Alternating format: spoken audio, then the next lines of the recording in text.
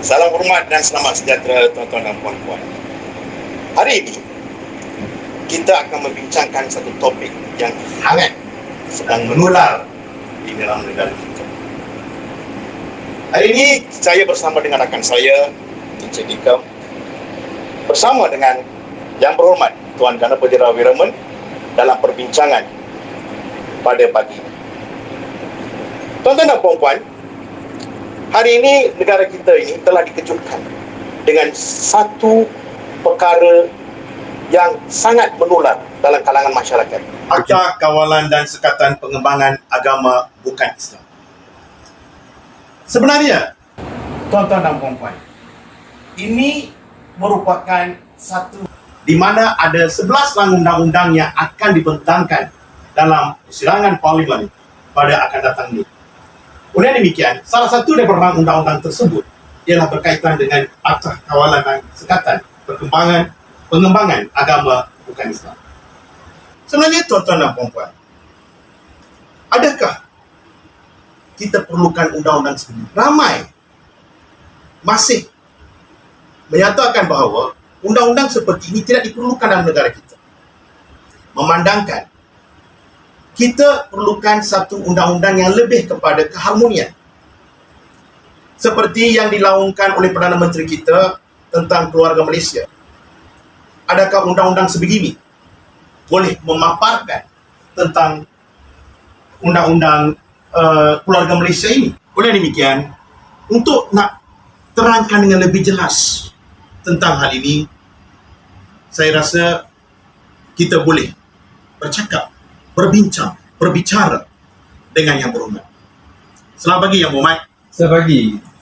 Terima kasih. Sebenarnya sejujurnya, saya tidak ada sebarang maklumat berkenaan tentang undang-undang yang dinyatakan ataupun dikatakan sebagai Akta Kawalan Agama Bukan Islam. Sebenarnya nama itu sendiri telah menyebabkan terpanggilnya diri saya untuk menulis kenyataan akhbar yang mana telah dipaparkan di dalam Malaysia kini.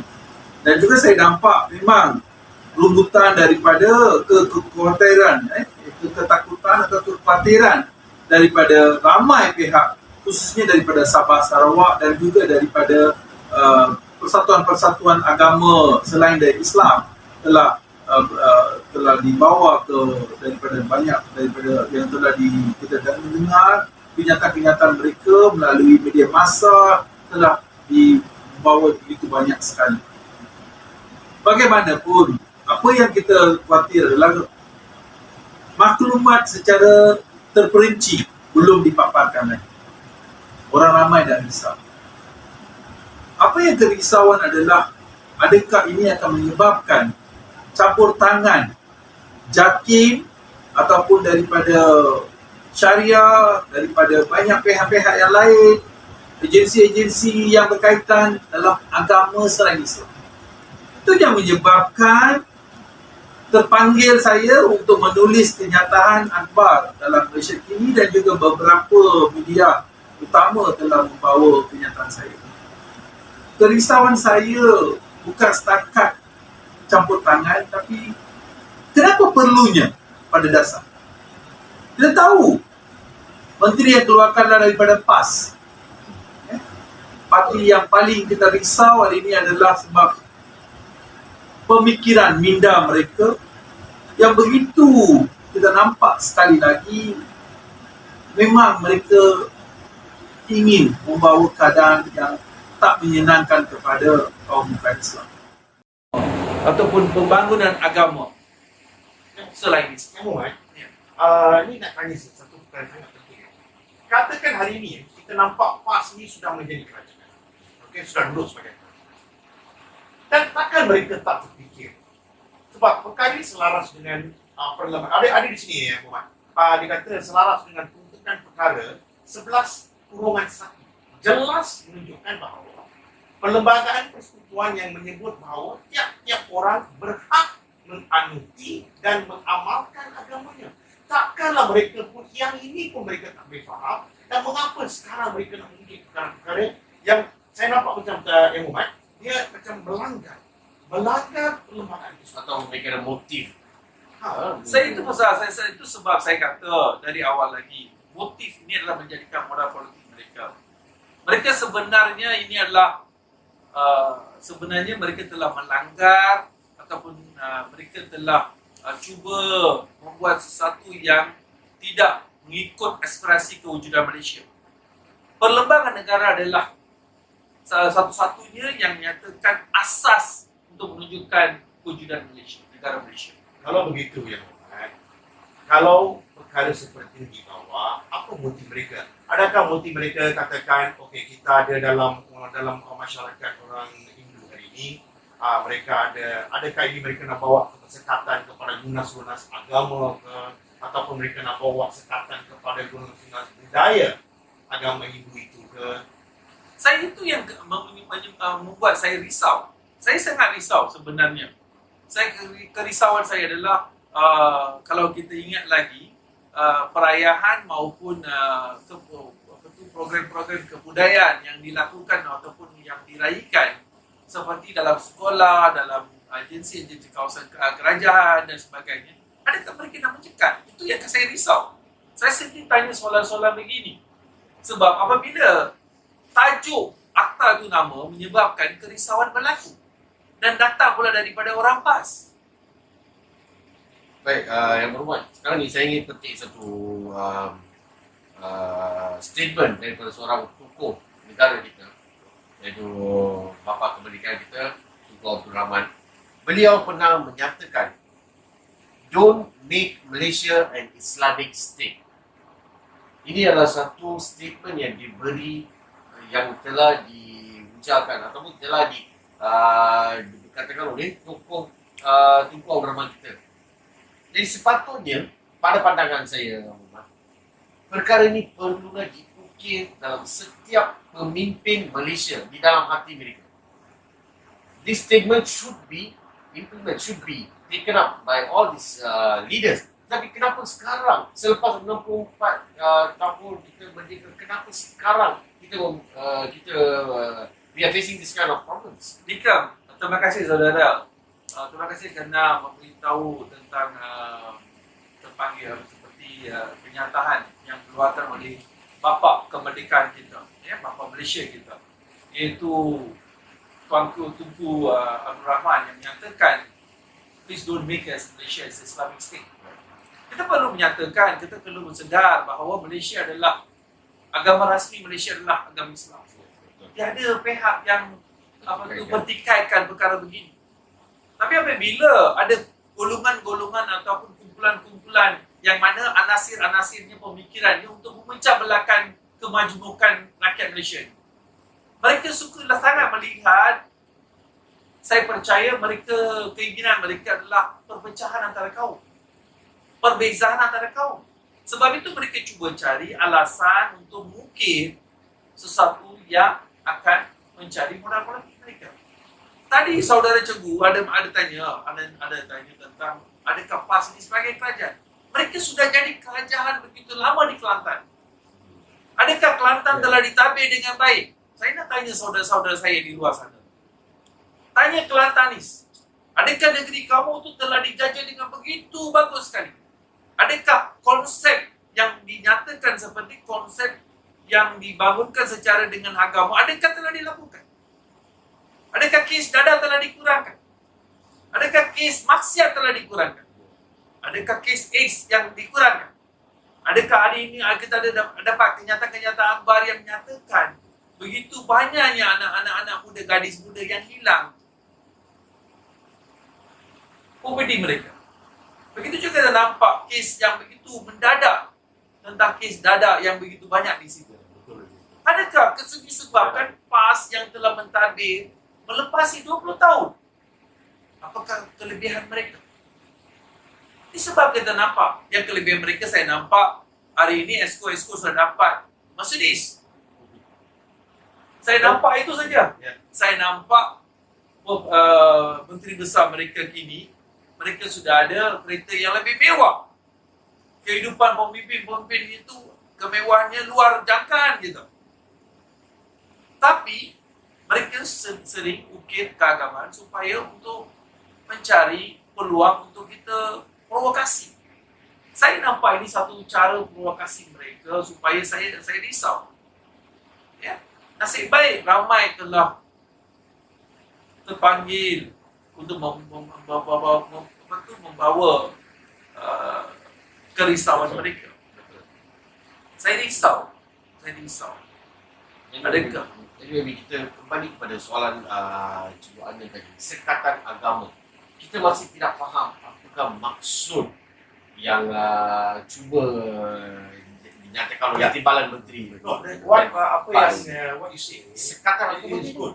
Sebab apa yang sejak perkara ini berlaku, ramai daripada luar tanya sama ada dia bukan saja bukan Islam, tapi ramai rakan-rakan kita, rakan-rakan Melayu tanya, negara ini apa akan berlaku? Adakah negara ini akan jadi satu negara Islam ke ataupun negara sekular? Ini satu persoalan yang sentiasa dalam otak Saya mereka. percaya bapa kemerdekaan telah menjawab dalam hal ini daripada kewujudan negara ini sebagai negara sekular. Tiada lagi perkara ini tak dapat dikaitkan lagi. Bila dinyatakan sekatan agama bukan Islam, adakah ia menyebabkan akan mengkaitkan tentang buku-buku sekolah yang mana agama lain langsung tidak boleh sebut? Adakah ia akan menyebabkan buku-buku yang akan paparkan tentang gambar-gambar agama lain akan disekat? Adakah banner-banner tentang perayaan sesuatu itu akan disekat? Kita tak tahu. Kita tak tahu. Saya risau saja. Ataupun Adakah dalam gereja, katakan di gereja, bila mereka buat perayaan juga, Ya. perayaan untuk gereja itu, selalunya mereka ada perarakan di dalam kawasan gereja ataupun di depan jalan raya.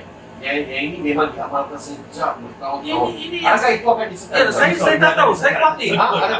Saya khawatir. Saya takut. Yes. Sebenarnya saya sendiri khawatir dan takut. Adakah Thaipusam perarakan akan dihalang, disekat? Tak faham. Adakah sebab mereka tidak boleh nyatakan sekatan terhadap agama bukan Islam. Mereka boleh kata sekatan terhadap agama mereka sendiri. Itu tak salah. Mereka disekat untuk hadir. Itu masalah mereka. Anda tidak boleh nyatakan sekat agama lain. Mana perginya keimanan mereka? Mereka kenapa risau sangat? Ya, betul. Kenapa mana perginya pembelajaran dari kecil sampai begitu tinggi? Saya risau. Agama kamu, agama kamu. Agama saya, agama saya. Tuhan kamu, Tuhan kamu. Tuhan saya, Tuhan saya. Biarlah saya sembahyang ikut cara saya. Saya risaulah. Ini saya rasa ini bukan golongan besar, bukan majoriti yang berfikiran begini. Saya faham. Yang mana saya tadi seperti yang saya nyatakan, PAS telah ditolak oleh rakyat. Ingat, mereka telah ditolak oleh pelbagai rakyat. Dari segi bukan saja orang Melayu, orang Cina, India, Melayu, Muslim, semua dah tolak mereka. Itu sebab mereka tak dapat menang kawasan-kawasan yang majoriti Melayu sekali. Tapi disebabkan mereka telah mencuri peluang menjadi kerajaan melalui perbuatan. Semenjak Syariat Teguh, semenjak berlaku kita nampak pergelutan hari ini politik adalah atas nama agama dan kaum. Masih lagi agama dan kaum menjadi senjata utama mereka.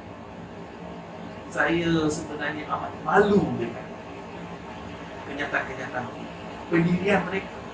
Masih lagi mencuri peluang untuk membuat sesuatu yang tak masuk akal.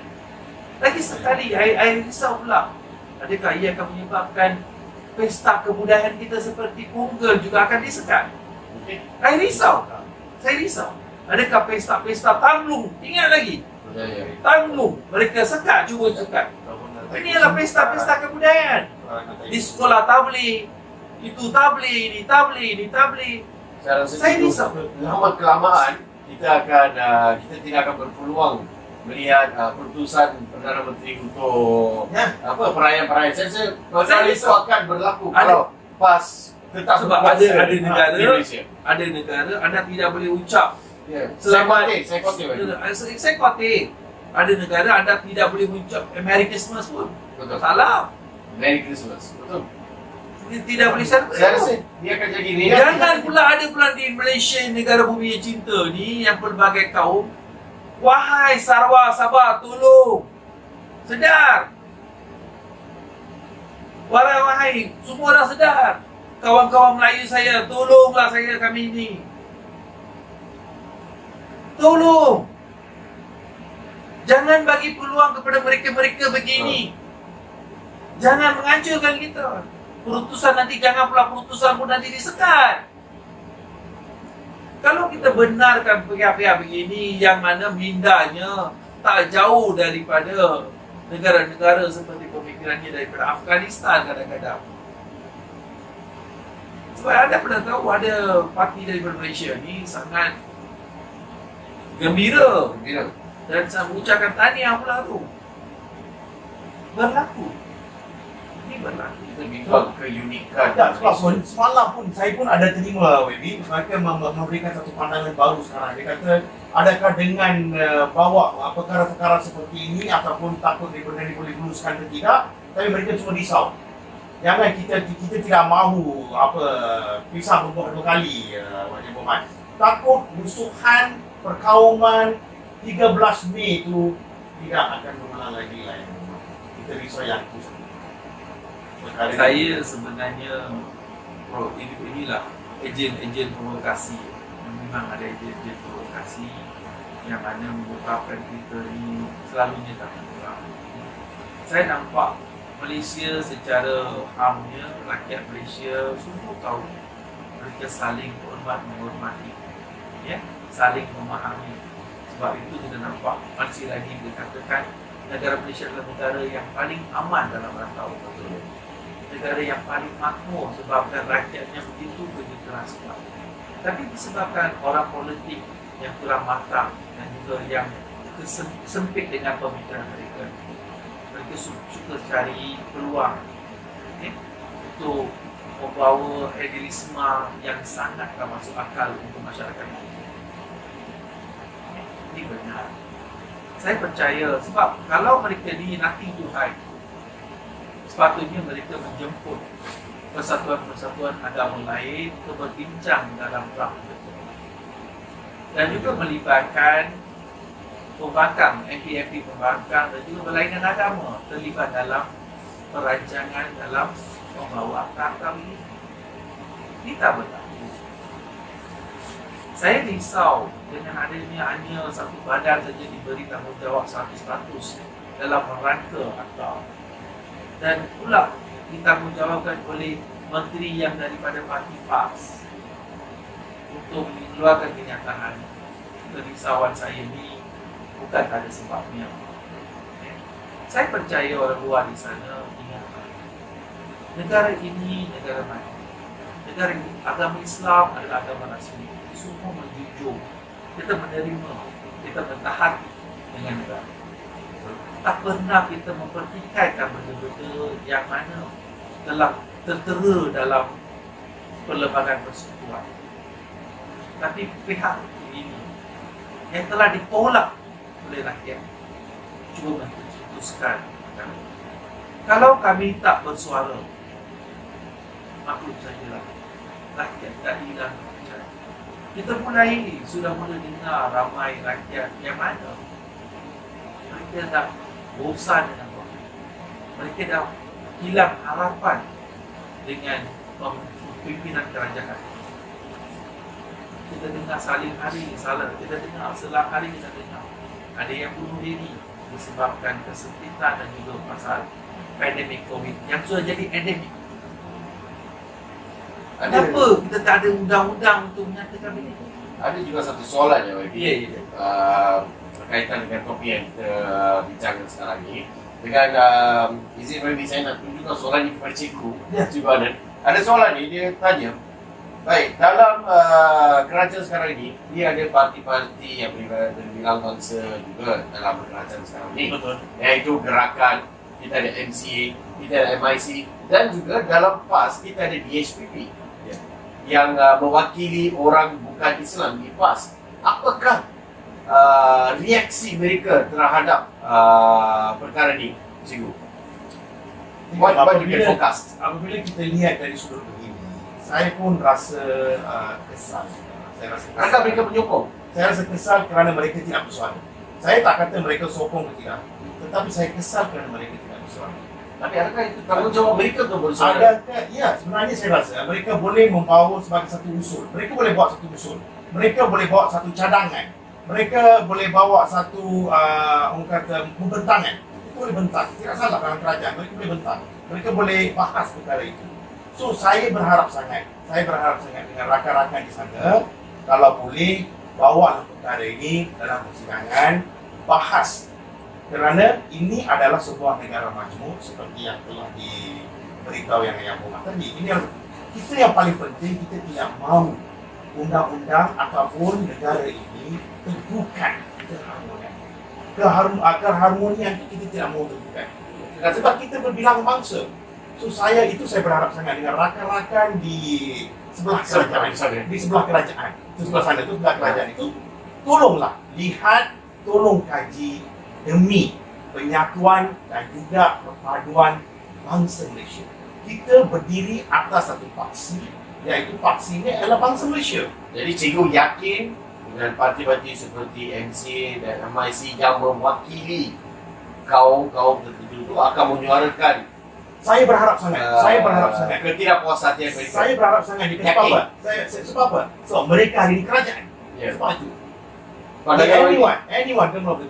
Beginilah sebab saya hanya sebab ada parti-parti seperti tadi itu yang nyatakanlah sebenarnya marriage of convenience. Ya, mereka hanya berkahwin untuk sementara marriage of convenience. Tapi yang paling saya rasa malu adalah parti GPS. Yang langsung tak ada pendirian. Ya, betul. Yang langsung tak ada pendirian. Memanglah komponen daripada BN dia sudah lama bertahan di situ dekat 60 tahun. Okey, saya faham perkara-perkara itu. Tapi namun begitu dalam masa akan datang, dalam keadaan yang mana saya nampak lepas saya keluar ke kenyataan, saya percaya Menteri Junaidi telah keluar ke kenyataan. Dan juga saya nampak ada juga pemimpin daripada Sabah dan Sarawak ada keluar kenyataan. Tapi namun saya belum dengar daripada gerakan PKR daripada MIC dan MCA. Namun begitu, saya lebih suka kalau kita nampak kita ada wakil-wakil daripada semua bahagian yang mana pemimpin-pemimpin di keturunan Melayu patutnya bersuara. Sebab kalau Tuanku Abdul Rahman dapat bersuara daripada ahli pertama, saya percaya ramai lagi pemimpin patut bersuara. Tidak boleh kata setiap kali sensitif tapi sebab it's all sensitive for one person but not sensitive for the other person. Semuanya akan menjadi sensitif kepada satu kaum tapi tak boleh sensitif kepada orang lain. So ini kalau nampak dah lah tadi cikgu kata kerajaan hari ini keluarga Malaysia pula. Kalau keluarga saya dah tahulah saya dah pergi mana saya ditempatkan. Dasarnya nama dia cantik ya. Memang ini daripada dulu lagi satu Malaysia dasar. Tak pernah satu Malaysia pun sandiwara politik. Lepas tu kita ada Abah namanya, menjaga hatinya besar, menjaga semua. Akhirnya kita mendapati langsung tak jaga rakyat tolak. Dan nampak sekarang ada peluang begini, saya percaya masih lagi awal untuk menyatakan sesuatu. Tapi saya nampak tak nama itu sendiri yang membuat satu keadaan provokasi. Saya percaya tolonglah rakyat Malaysia yang saya cintai, yang saya sayang. Saudara dan saudari sekalian, biarlah kamu Melayu dan Islam, biarlah kamu Cina, Buddhis, Taois ataupun Kristian. India yang kamu mungkin Hindu yang ramai, Kristian ada, Hindu ada, kita ada Sikh ada. Itu walaupun kita minoriti, dari awal lagi negara tertumbuhnya dengan dasar yang kukuh, dengan kepelbagaian ini. Kita telah merestui dan menerima kepelbagaian ini. Tapi disebabkan ada anasir-anasir yang suka memecah belakang. Ya, sihat. Yang tidak sehat. Saya percaya majoriti saudara-saudara yang beragama Islam takkan terima pandangan yang lepas. Ini sangat penting. Saya merayu sangatlah saudara. Janganlah kita membawa negara ini ke arah suatu keadaan yang mana dark age. Suatu keadaan yang dahlah kita sangat merana dengan COVID pandemik. Kita dah merana lagi dengan polemik politik yang disebabkan oleh kata-kata dan juga kerajaan tempuratan. Rakyat tahu siapa sebalik gerai. Saya harap rakyat sejajar ni, semua kaum, semua agama dapat bersatu, berdiri teguh. Kita menerima lembaga perlembagaan negara sebagai asas hukum. Dan kita hormati rukun negara. Kita hormat rukun negara. Kita hormat raja-raja Melayu kita. Kita hormat kewujudan negara Malaysia. Bukan dengan pemikiran sempit daripada mana-mana pihak. Terima kasih.